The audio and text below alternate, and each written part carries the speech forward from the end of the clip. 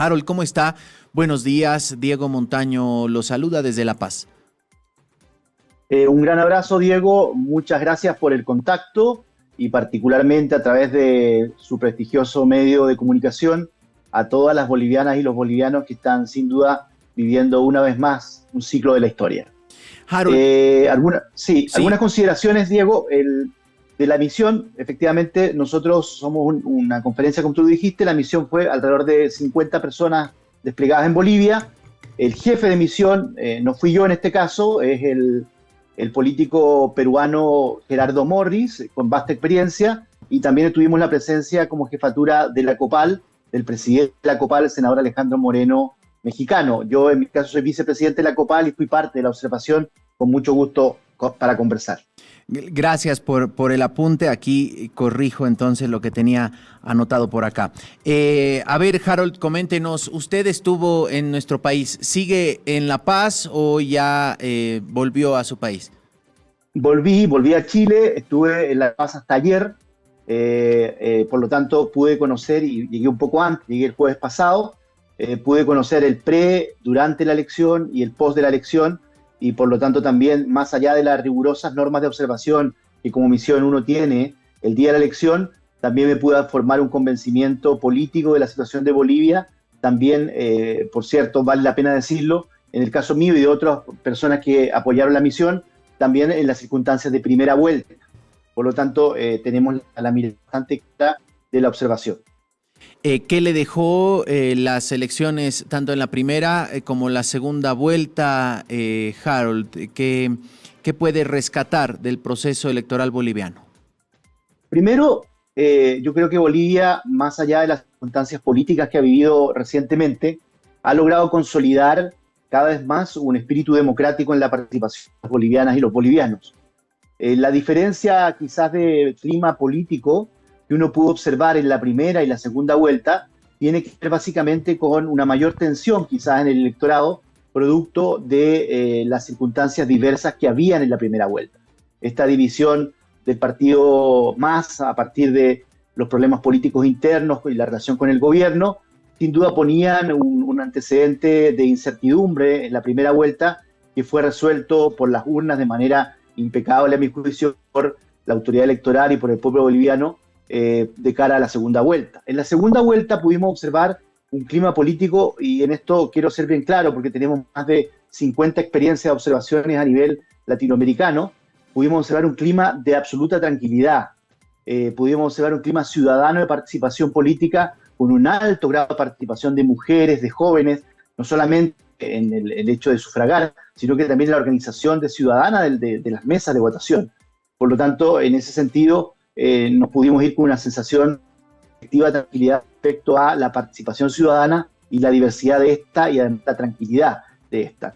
Estuvimos en muchísimos locales, tanto en Santa Cruz como en Tarija, como en La Paz, y efectivamente pudimos observar que no hubo incidentes de mayor gravedad, más allá de lo normal, y por lo tanto yo calificaría, y la misión calificó en su preinforme electoral, esta como una elección con absoluta normalidad y transparencia, a lo menos en el hecho de poder haber tenido los resultados a tiempo, oportunamente, y una impecable organización ciudadana de las mesas de sufragio. Harold, ¿cuál es el trabajo de una misión de observación? ¿Qué hace básicamente? ¿A qué información tiene acceso? ¿Puede solicitar qué tipo de documentos? Coméntenos, por favor, Harold. Es muy interesante la pregunta porque suele uno tener la sensación de que las personas, los electores, el día de la elección, cuando ven a un observador internacional, piensan que es una especie de autoridad electoral. Y eso no lo es. Una misión electoral tiene varios énfasis. En el caso de nosotros, es una misión que tiene una gran tarea política también. Nosotros llegamos al inicio de la jornada y comenzamos prácticamente a mirar inmediatamente la sensibilidad política de todos los actores. Por ejemplo, en Bolivia nos hemos reunido con todas las fuerzas políticas, tanto de primera como de segunda vuelta, con muchos candidatos, en este caso la presidencia de la República, de manera directa, sin sesgo político, y por otro lado con lo institucional, con el defensor del pueblo, el señor Pedro Callisaya, con el presidente del órgano electoral, con las diversas fuerzas ciudadanas que también tienen algo que decir en esto, y con las otras misiones electorales de observación. Por lo tanto, la mayoría de las personas presentes en territorio boliviano, el territorio que se está observando, tiene, antes de observar la elección propiamente tal, el plano electoral y político completo. Por lo tanto, puede mirar con bastante objetividad lo que está sucediendo porque ha escuchado no solamente a un sector político, sino que a todos los sectores políticos y al organismo efectivamente institucional del país, que te permite también tener mucha claridad de las posibles debilidades, de las fortalezas del sistema y observar ese día. La observación de ese día, si bien es cierto, puede que sea testimonial por la cantidad de gente que vote, por la cantidad de observadores que es viable enviar al territorio. Eso es muy importante, porque recordemos que las debilidades democráticas de nuestro continente siempre ocurren cuando hay menos ojos mirando. Cuando hay más ojos mirando y de manera respetuosa de los sistemas electorales locales, efectivamente el tema del fraude no se produce de manera evidente cuando efectivamente es un mal de las democracias. Y eso es una contribución sin duda de las organizaciones internacionales que concurren a observar la impecabilidad o no de los procesos electorales en cada país. De hecho, el propio candidato Quiroga, en la reunión que tuvimos en segunda vuelta, es decir, el sábado pasado, valoraba la misión de observación electoral porque decía que efectivamente tiene antecedentes hasta biológicos, porque él comentaba que por el conocimiento de ingeniería que tiene, existía este fenómeno de que cuando los órganos vivos se sentían observados por un microscopio, incluso aquellos órganos unicelulares se comportaban de manera distinta.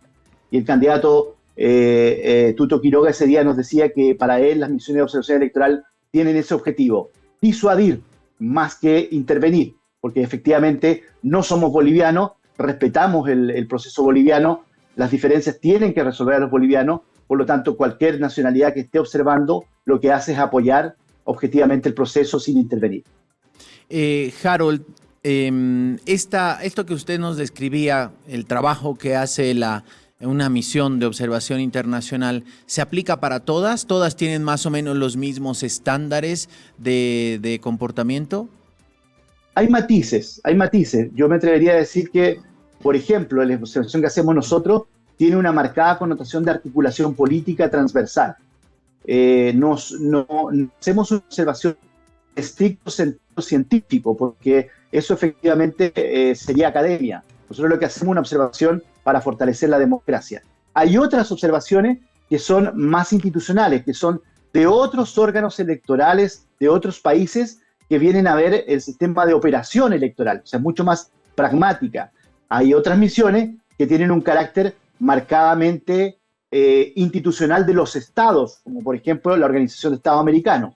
Y hay otras misiones que son derechamente acompañamientos políticos a un sector de la política del país correspondiente. En nuestro caso, tiene las características de tener rigurosidad profesional, porque tenemos metodología profesional de trabajo, tenemos amplia capacidad política para conversar con todos los sectores, y tercero, como eso efectivamente lo hicimos, Diego, hicimos un informe electoral de de primera vuelta, hicimos ya un preinforme electoral de segunda vuelta que se lo hemos entregado al director del órgano, al presidente del órgano electoral, el día lunes en la mañana, públicamente, y vamos a entregar un informe consolidado de segunda vuelta, dirigida por nuestra directora del Observatorio Electoral, Dolores Gandulfo, que es de Argentina. Y eso será en las próximas semanas el consolidado de nuestra observación electoral. Por lo tanto, ¿qué pasa con esto? Quedan documentos objetivos de nuestra misión en manos de las autoridades de los países, en este caso boliviana, para establecer las correcciones necesarias que nosotros podemos sugerir. Y en esta materia nosotros ya tenemos algunas sugerencias que son muy generales, pero que efectivamente creemos que pueden seguir fortaleciendo la democracia boliviana. Este tipo de sugerencias que ustedes tienen ponen en, diríamos, las observaciones que encontraron, ¿ponen en riesgo los resultados como tal o son más de forma? Para nada, Diego. Yo en esto quiero ser bien claro respecto a la interpretación del resultado, independiente de la posición política de quien haya ganado o no haya ganado. Aquí lo primero que yo quisiera decir que pudimos observar el discurso del candidato Tuto Quiroga la noche del triunfo del candidato Paz, y el candidato Tuto Quiroga fue muy claro en decir que habían habido hechos anecdóticos, lo dijo así, que que no impedían efectivamente, y esto ya es interpretación del oyente, reconocer el resultado electoral. Por lo tanto, para nosotros como observación, que el candidato haya hecho un reconocimiento, como es la política, un tanto implícito a veces, efectivamente tiene un valor importante en la observación. Segundo hecho político relevante, a nuestro juicio, es la gran cantidad de llamados telefónicos y conversaciones que el mundo internacional, que en el contexto internacional, los presidentes de varios países han tenido de reconocimiento de la voluntad popular del pueblo boliviano. Y tercero, efectivamente, que vemos y observamos una diferencia contundente electoral que bajo la lupa de una observación electoral como la nuestra, pero también de las otras, es un resultado lo suficientemente contundente como para darle tranquilidad y normalidad al proceso electoral boliviano. Lo que no quiere decir que efectivamente el órgano electoral de Bolivia tenga la obligación de poder estudiar cada una de las actas, de estudiar cada uno de los resultados de mesa y para la tranquilidad de Bolivia y de todo el contexto internacional, seguramente ratificar lo que efectivamente se ve contundentemente en los primeros escrutinios de manera oficial. Por lo tanto, las consideraciones nuestras no van al resultado, por las razones que he explicado. Van básicamente a cuestiones menores que tienen que ver con la formalización del proceso electoral y que además hablan de la rigurosidad del trabajo de la observación. Por ejemplo, creemos que se podría hacer más capacitaciones para los funcionarios de mesa ese día, es decir, para que los jurados lleguen más definidos a la posibilidad de armar y construir ese día la papelería correspondiente. Podríamos sugerir también eventualmente el estudio de la cantidad de mesas que sea más amplio, que haya más mesas electorales. Y por cierto, mejorar quizás la señalética de los locales. Pero son cuestiones más bien de forma que nuestra misión es indicarlas para que el organismo electoral pueda evaluarlas, considerarlas y efectivamente, si así lo amerita, poder hacer las correcciones necesarias en las próximas elecciones que corresponda hacer. Harold, más allá de las elecciones de Bolivia, en noviembre hay elecciones justamente en Chile, en su país, el 16 de noviembre. ¿Ustedes como COPAL van a ser veedores del proceso chileno? Argentina, y entiendo que Uruguay, efectivamente Uruguay también, sus órganos electorales, por razones históricas, básicamente, no reconocen las misiones electorales. Eso es lo primero. El resto de América Latina, el Caribe y Europa normalmente las reconoce y las oficializa, como también en el caso boliviano. Pero para el caso chileno, la COPAL, también para el caso argentino y también para el caso uruguayo, ha determinado hacer un acompañamiento político al proceso. Por lo tanto, igual estará presente en territorio chileno, con una delegación lo más probable más reducida, pero que efectivamente va a tener el criterio de conversar con todas las fuerzas políticas del país y para poder dialogar entre ellas, la sociedad civil, y el día de la elección, indudablemente sin entorpecer el proceso electoral, porque como me vuelvo a repetir, en el caso chileno, argentino y uruguayo no hay observación electoral reconocida por los servicios electorales de los países, mirar el proceso electoral como un ciudadano más en el territorio chileno, que efectivamente podrá también ser de ayuda para que los chilenos sin lugar a dudas se sientan más tranquilos con una observación de este tipo. Bastante interesante eso que nos mencionaba, que tanto en Chile, Argentina y Uruguay no hay un reconocimiento a las misiones de observaciones internacionales. ¿Se tiene una explicación del por qué, más allá de que no esté en la normativa, es una doctrina que se utiliza en algún otro lugar, por ejemplo? Yo he consultado mucho este tema. Primero es un tema formal, porque la ley chilena no reconoce la observación electoral, y la ley uruguaya y la ley argentina. Por lo tanto, si el servicio electoral efectivamente hiciera un proceso de acreditar misiones de observación, estaría derechamente fuera de la ley. Por lo tanto, no hay un reconocimiento legal de las observaciones. Segundo, tengo la impresión que alguna raigambre histórica debe tener respecto a que los tres países tuvieron dictaduras. Por lo tanto, bueno, en el caso boliviano también uno podría, y el brasilero también uno podría observar en cierto parecido histórico. Pero en estos tres casos que le comento, existe desde la creación de la recuperación de la democracia una normativa de intervención, por decirlo de alguna manera, teniendo las misiones de observación una consideración de protección a la democracia, fueron en ese minuto histórico de los países no consideradas en los textos de regulación electoral. Pero efectivamente yo creo que eso eventualmente podría en el transcurso del tiempo modificarse, porque cada vez como sociedad y como democracia estamos más interconectados y requerimos la presencia y la validación de otras fuerzas, tanto institucionales como políticas, para validar los procesos democráticos. Por lo tanto, efectivamente, yo creo que es una norma que los países en algún minuto que hemos mencionado van a discutir, y algunos ya lo están discutiendo con mucha intensidad. Harold, estamos a ver, 1, 2, 3, 4 semanas del proceso electoral chileno. ¿Cómo está el ambiente por allá? ¿Nos puede comentar?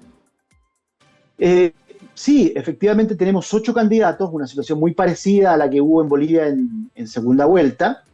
Hay una elección previa que fue la primaria de una coalición política que es la coalición que actualmente gobierna, y que de esa primaria obtuvo la candidatura única de Janet Jara, que su origen personal es del Partido Comunista Chileno, pero abarca una coalición más amplia, y ella se enfrenta con 7 otros candidatos que son básicamente, podríamos agruparlo en el concepto de opositores.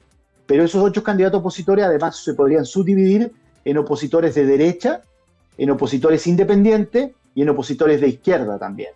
Entre los opositores de derecha formalmente, uno podría establecer 3 liderazgos muy marcados. El de José Antonio Kast, que ella fue candidato presidencial la vez anterior cuando ganó el presidente Boric, de derecha del Partido Republicano. Después está la señora Evelyn Matei, que es un liderazgo muy tradicional en la derecha, que ha sido alcaldesa, senadora, diputada, o sea, tiene una gran experiencia. Formalmente es la derecha clásica chilena, por decirlo de alguna manera, que agrupa los partidos más históricos de la derecha chilena. Y después hay un liderazgo emergente que se sitúa más a la derecha que el candidato Kast, que es el candidato Kaiser. El candidato Kaiser, que ha tenido una evolución en la encuesta muy impresionante, es una persona que podríamos asimilar a rasgos que lo dicen los chilenos, el Milei a la chilena, por decirlo de alguna manera.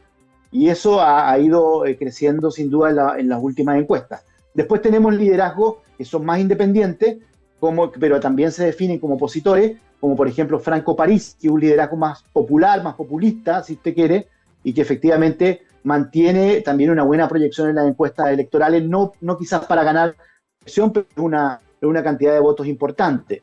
Después tenemos al candidato Harold May Nichols, que también lo pondría como independiente, que él tiene la característica de ser una persona muy de centro, pero tiene una mirada global liderada a través de su liderazgo que ha tenido en la FIFA. Él fue dirigente FIFA y dirigente de la Asociación de Fútbol Chileno. Por lo tanto, su liderazgo, si bien es cierto, es marcado internacionalmente, está muy concentrado en un área, y él es una persona que efectivamente es reconocida en Chile como una persona seria, sensata, y obviamente eso hace que haya crecido en las encuestas, no lo suficiente para ser un actor relevante, pero está ahí en la papeleta. Y después tenemos 2 liderazgos de izquierda que también se definen como opositores, que es el candidato por quinta vez, Marco Enrique Jominami, que es un liderazgo muy interesante de izquierda, pero que ya se ve un desgaste en sus candidaturas progresivas, por lo tanto, también hoy día está en una posición más bien de retraso. Y también está el candidato Eduardo Artés, que representa a la extrema izquierda chilena. Él reivindica el modelo cubano, reivindica, por cierto, la relación con países como Corea del Norte, o sea, es también una persona que marca mucho la diferencia con el resto de los candidatos. En esta elección lo que podría eventualmente pasar es que se va a definir en segunda vuelta. Y en segunda vuelta, a diferencia de Bolivia, que la resolución final de segunda vuelta fue por quien ganó la primera vuelta, en este caso toda la encuesta indica que sería Janet Jara la triunfadora en primera vuelta, pero el triunfo en segunda vuelta con casi una seguridad de casi todas las encuestas quedaría en manos del actor de derecha que pase a la segunda vuelta probablemente. Y en ese caso los nombres que se coinciden son el de José Antonio Kast y el de Evelyn Matei. Todo que estoy diciendo solo análisis simplemente de encuestas sin poner una subjetividad en la conversación, Esa es la situación que hoy día se está viviendo en Chile. Usted sabe que en política un mes es mucho tiempo, por lo tanto eso podría cambiar. Pero lo que hoy dice la mayoría de las encuestas y la mayoría de la percepción ciudadana es que pasaría Janet Jara, eventualmente José Antonio Kast o Evelyn Matei, y que en segunda vuelta el resto de la votación concurriría a la opción de derecha. Y bueno, eso para nosotros es importante definirlo rápido porque hay tareas urgentes. Y una de las tareas urgentes, y en este caso ya me pongo el chaleco de chileno propiamente tal, es establecer un diálogo más productivo, más interesante para ambos países, entre Bolivia y Chile. Y por lo tanto también vemos como cierta esperanza varias cosas, entre ellas la conversación pública que ha puesto los dos candidatos bolivianos, Tuto Quiroga y en este caso el presidente electo Rodrigo Paz, respecto a la necesidad de fortalecer las relaciones diplomáticas con Chile. Y por cierto, la voluntad que ha tenido el gobierno chileno ahora y probablemente el que viene de hacer exactamente el mismo camino. En esto quiero valorar también el trabajo sostenido y sólido que hemos tenido últimamente en La Paz con nuestro cónsul general, nuestro embajador cónsul general Fernando Velasco, que efectivamente ha sido una gran ayuda en la construcción de las relaciones bolivianas-chilenas. Sin lugar a dudas, este nuevo capítulo en la historia boliviana va a tener diríamos, un subtítulo, un acápite destinado a la relación con Chile. De hecho, hasta el propio José Antonio Kast, en un acto en Arica, hace aproximadamente 10 días, dijo que era momento y que si él era elegido como presidente de Chile, va a trabajar en restablecer las relaciones diplomáticas con Bolivia. Así que suponemos que si Kast dice eso, la otra candidatura eventual que irá al balotaje también irá por ese camino y hay la predisposición del presidente electo. Justamente le hacían una pregunta el lunes al respecto y él decía, sí, tenemos que restablecer las relaciones buenas con todo el vecindario y el vecindario es Chile también. Así que veremos de qué manera restablecemos las relaciones diplomáticas que se suspendieron en la década de los 70. Muchas gracias, Harold, por este tiempo con nosotros. Ha sido un placer y seguro lo vamos a estar convocando nuevamente. Yo encantado y disponible, Diego, y reitero mis saludos y felicitaciones al pueblo boliviano por el ejemplo que han dado a América Latina de una democracia cada vez más sólida y contundente. Hay que cuidarla, hay que trabajar, hay que dialogar. Lo importante son nuestros pueblos. Muchas gracias. Muchas gracias, Harold Correa, vicepresidente de la COPAL, que es la Conferencia Permanente de Partidos Políticos de América Latina y el Caribe.